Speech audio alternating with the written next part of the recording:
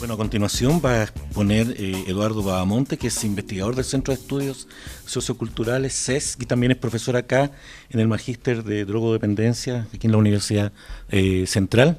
Somos compañeros en ese magíster. ¿Ya? Él es licenciado en Planificación Social en la UNAM México y licenciado en Resolución Alternativa de Conflicto, Cultura de la Paz y No Violencia en la Universidad Autónoma de Barcelona. También tiene la cátedra UNESCO de Cultura de la Paz. Y él va a exponer básicamente sobre el tema de jóvenes, políticas públicas y drogas, y va a poner ahí un poquito, al parecer me dijo, de pimienta, ¿no? ¿Algo así?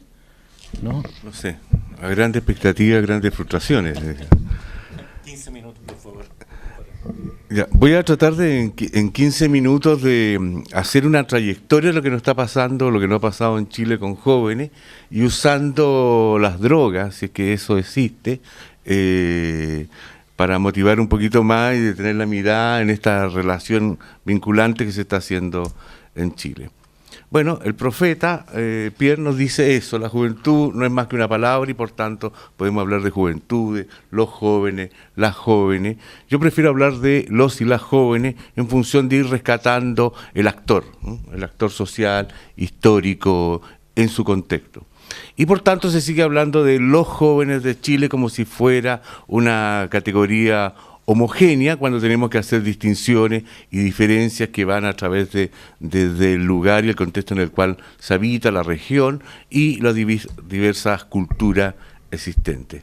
Por consiguiente, es un concepto construido históricamente, es situacional, hay que situarlo, y es representado habitualmente por otros que no son efectivamente los jóvenes, sino que aquellos que van hegemonizando ciertos discursos y las instituciones en el poder.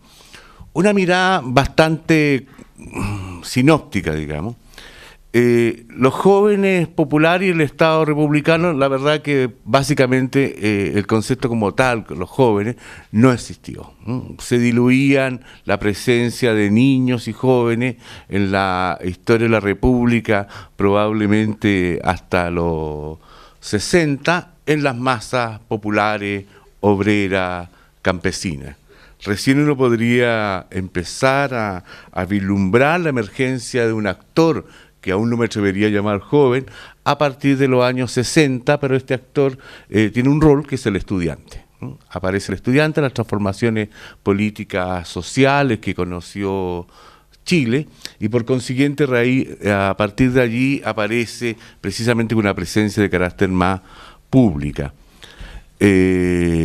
Como siempre, el Estado trata de controlar a este joven que aparece en el espacio público desde los sectores populares. Aquí hay un ejemplo de este pobre granuja de 5 años que ya está siendo perseguido y condenado desde lo penal, pero que a partir de recién del golpe, se dan cuenta que me pegué un salto así pero extraordinario, a partir del golpe militar aparece un actor que no conocíamos anteriormente, que es el joven varón popular urbano, es decir, que reemplaza el rol protagónico, histórico, social, público, callejero del estudiante, y aparece el joven de la barricada, el joven de la protesta y el joven que es de origen popular, es decir, lo que los prisioneros tendieron a mostrar como el que andaba pateando piedra, la generación a la que además parece que pertenecemos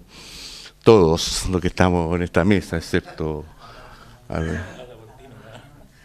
Ok.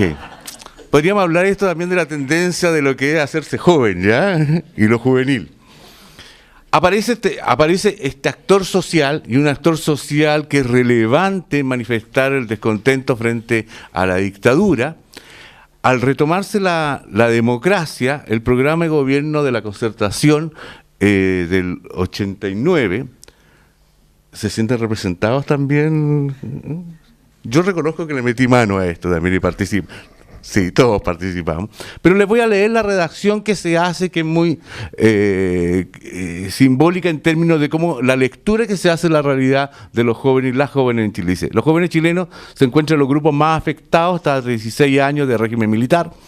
Durante este periodo, vastos sectores de esta generación se han enfrentado a una creciente exclusión económica, social y política. los jóvenes constituyen un sector crucial para el éxito de la transición a la democracia. Por un lado, como acreedores la deuda social acumulada por el régimen autoritario y por otro, como sector determinante del progreso y la estabilidad política. El concepto de pagar deuda social.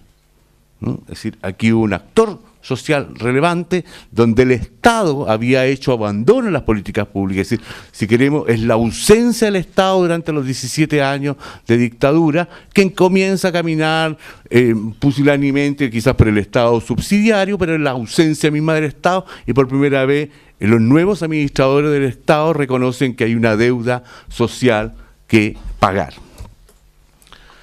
Porque son un problema. Porque aquí hay jóvenes que son un problema y precisamente es un problema de carácter nacional. ¿Qué hay que hacer? Pan, techo y abrigo, es decir, empleo, educación, daño, cultura, participación de carácter política. Y por tanto, comenzamos a manejarnos en función de ciertos conceptos de pagar ese daño social que se había acumulado anteriormente. Pero ya no queremos el joven varón popular en el espacio público. Es decir, lo que queremos es poder darle empleo, educarlo y entrar en las instituciones para normativizarlo.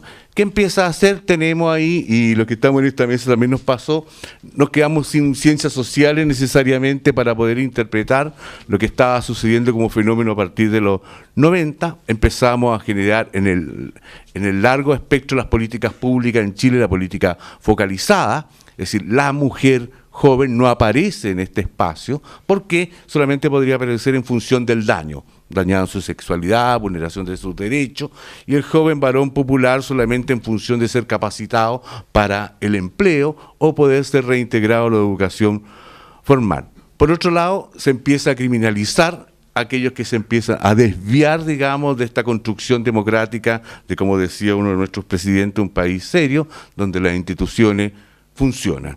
Y por consiguiente, queremos tener un horizonte utópico de este adolescente que es sano, no consumidor de alcohol y otras drogas, es obediente y protegido.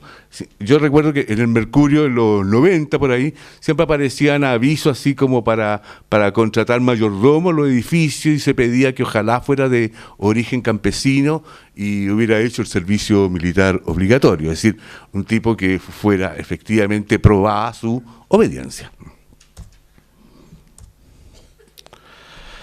¿Qué nos pasa? No construimos política pública para, con y desde los jóvenes. ¿Ya? Aquí hay un futuro delincuente que estoy consignando ahí. Tenemos los marcos conceptuales inadecuados y comienza a fracasar el proyecto en función de lo que era el INJ y después llamado INJUV, cuando lo que se pretendía que pudiera concretar una política integral, plena o como queremos llamarla a esta altura, de jóvenes o de juventudes. ¿Qué es lo que nos sucede desde el Estado de Chile? Quien reemplaza esa función, por un lado, es Sename, es decir, el Ministerio de Justicia, quien comienza a proteger, pero fundamentalmente a perseguir penalmente a los jóvenes. Lo reemplaza también CONACE o Senda en función de las políticas en términos de fortalecer los mecanismos de integración de los jóvenes y alejarlos de la peligrosidad que implica la droga. Y las Fuerzas Armadas a través del servicio militar obligatorio, que la oferta no es la defensa nacional del territorio patrio, sino la libreta de ahorro, la vivienda y la integración a los estudios. ¿Quién maneja hoy la política de jóvenes o de juventudes en Chile? Es el Ministerio de Interior, es el Ministerio de Defensa y el Ministerio de Justicia, y ni siquiera coordinados entre ellos. Por consiguiente, lo que comenzó a operar y la única ley que pudimos generar finalmente que tuviera a lo menos una conceptualización del adolescente, que es una mirada, si ustedes quieren, mucho más clínica, fue la Ley de Responsabilidad Penal Adolescente. ¿Por qué? Porque teníamos que enfrentar al Brian, es decir, teníamos que controlar a estos desviados, a estos jóvenes varones populares, urbanos, que nos aparecían en las protestas y que luego a partir de los 90 aparecen en nuestras calles haciendo uso de sustancias y a veces de armas. Como si fuera una invasión alienígena. Es decir, nadie se da cuenta de dónde llegaron. Es decir, aparentemente son el nuevo chivo expiatorio, la víctima emisaria, aquellos que en algún momento, donde nadie supo, llegó esta nave extraestelar que nos depositó a estos jóvenes y nunca supimos saber cuál había sido la causalidad de su presencia en nuestras poblaciones en Chile. Por tanto, a estos hombres de voluntad defectuosa, desviados, teníamos que comenzar a disciplinarlos. Y por tanto, se usaba el viejo concepto, así, ustedes recuerdan cuando lo decían nuestros padres, esto me duele mucho más a mí que a ti, es lo que hace el Estado. Mira, te voy a castigar, ¿no?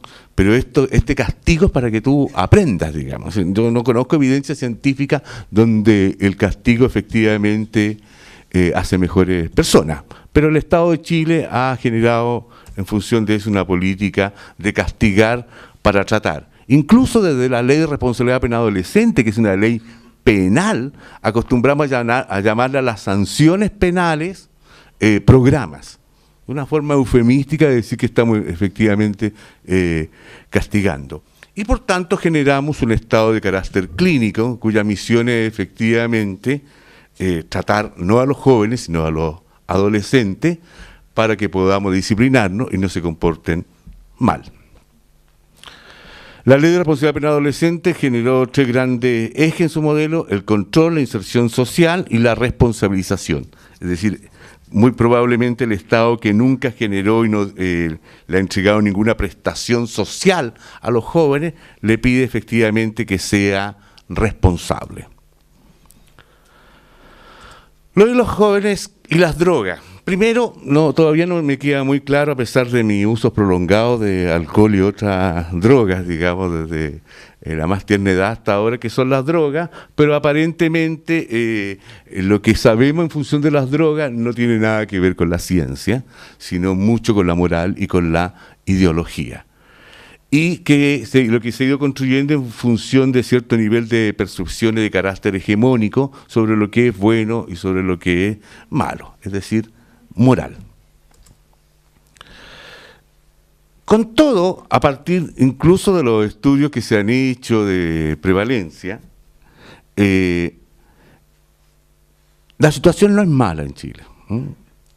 Solo según Sende indica que el 96% de la población en Chile no ha usado nunca alguna sustancia que podamos considerar como ilícita, y solamente el 7% la ha usado en el último año. Sin embargo, hemos centrado y detenido la mirada en políticas públicas que impidan en función del uso de ciertas sustancias que consideramos ilegales.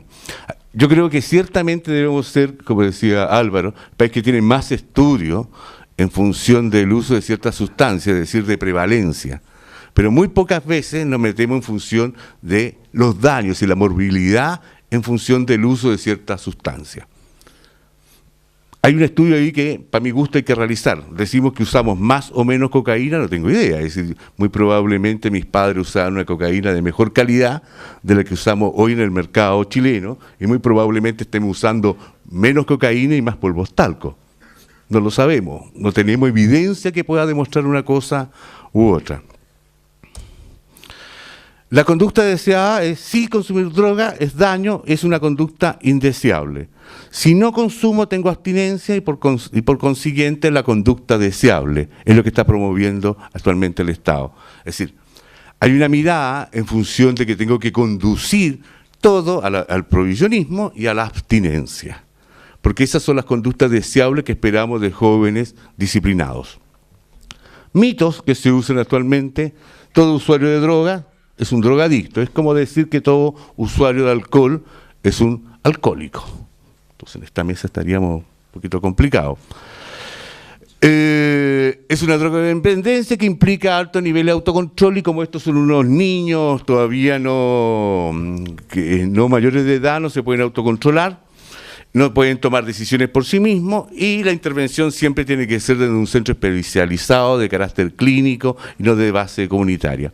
¿Qué nos ha pasado? Ha surgido una tendencia de buscar causas y efectos o por lo menos una concomitancia directa entre ser usuario de droga y cometer delito. Hay algunos estudios ahí de Eduardo Valenzuela, Javier Cárcamo, que tienden a generar esa mirada.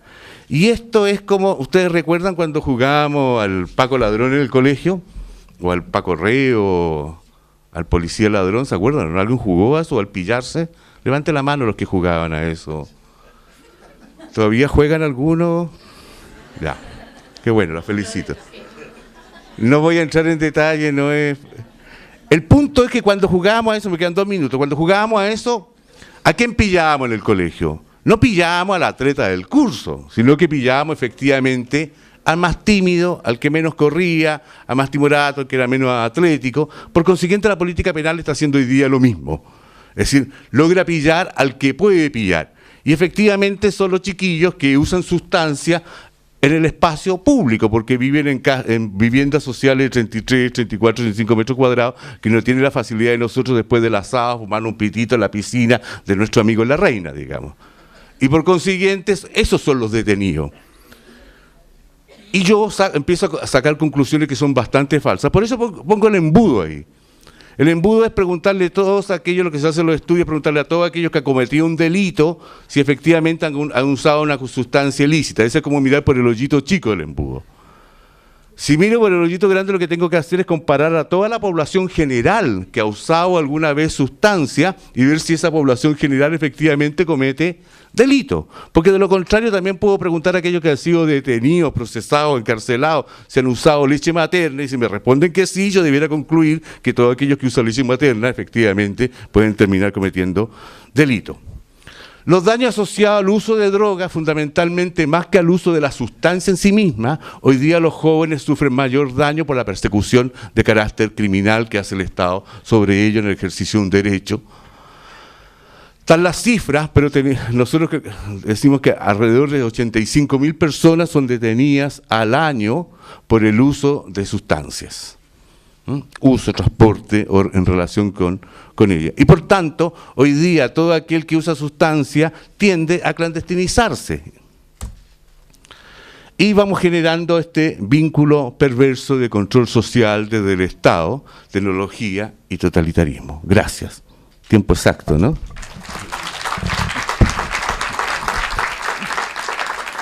Gracias, Eduardo.